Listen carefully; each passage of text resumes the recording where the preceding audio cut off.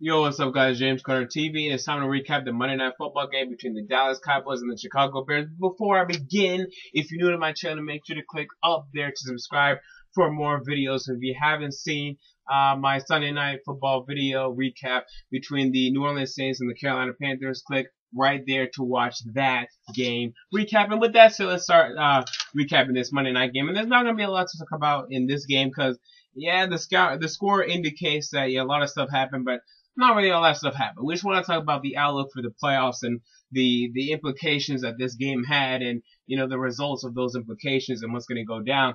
But quickly, let's talk about the game. Now, the Cowboys defense, this is why they can't be trusted, and we already knew this, and now it's on display. You cannot trust this Cowboys defense to win anything. You can't trust them to win anything in the world. You can't trust them. You can't trust them to hold a team under 40 points. This is a team, the Chicago Bears, that have a backup quarterback in there, and albeit the best backup quarterback in the league. Honestly, he is. Josh McCown is the best backup quarterback in the league. I don't think it's close. So, yeah, okay, the best backup in the league, but still, you let this guy throw 4 touchdowns, have over 300 yards passing. It's too much. And Brad Forte killed you guys.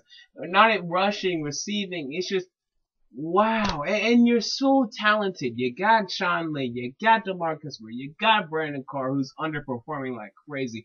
Morris Claiborne, I think he was out for this game. But still, you have all this talent, and it means nothing. And the Rob Ryan defense, right now, you would love to have the Rob Ryan defense. The Cowboys are begging Rob Ryan to come back because right now, the defense that Monty Kiffin has implemented is just awful. It's dreadful.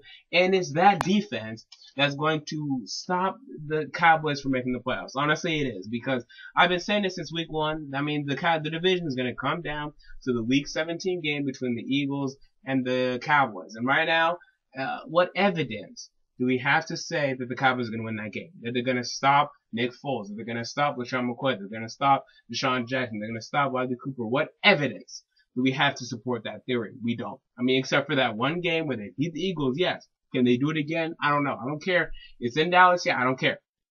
They stunk today on defense, and we've seen it, a recurring theme throughout the entire season. Sometimes they just stink. Today, they stunk. Offensively, they weren't bad, but the problem was their defense couldn't get off the field. Their offense didn't get enough opportunities to put up points on the board to do things. Because on offense, when they ran the ball correctly, which is very easy to do against this Bears run defense, which is the worst in the league, again, even today, they were still the worst in the league. The Cowboys offense didn't have enough time. They didn't have enough possessions to do something. Because every time the Cowboys defense would allow touchdowns, would allow field goals, would allow points every single time. And I can't blame Romo. People are going to blame Romo. Can't blame Romo. Can't blame DeMarco Murray.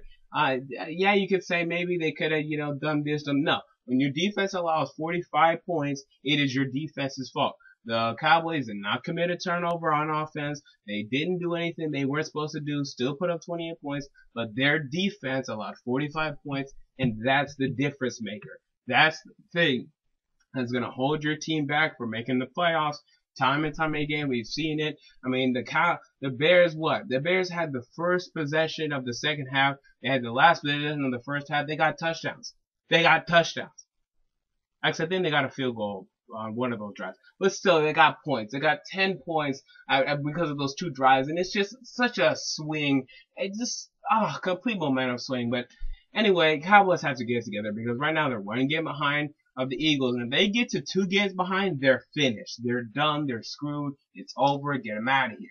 Because I don't see the Eagles winning or losing one of their next 2 games. They face Minnesota and they face Chicago. I don't see them losing either one of those games. So if you're Dallas, you have to be flawless from here on out. You have to. They have to win out. If Dallas does not win out, they're over, they're done, they're finished, and they're going to be the same thing next year because Jerry Jones is proclaiming that he wants to keep Jason Garrett, the biggest mistake he could ever make. He's already making that mistake. He's already gone on record saying he's going to do that. If he does that, he's an idiot, he's a fool, he's a loser, get him out of here. As for the Bears, wow, they could win the NFC North. I still don't see them winning it, but they definitely could. This win keeps them tied with the Lions for the division lead. Problem is, they got swept with the Detroit Lions, so that's going to stop them from getting that tiebreaker over the Lions. They have to be better than the Lions. They have to have a better record. And right now, that doesn't look like it's that hard because the Lions are 1-4 in their last 5 games. They're 1-3. They lost the Lions. They lost the Buccaneers. They lost the Eagles.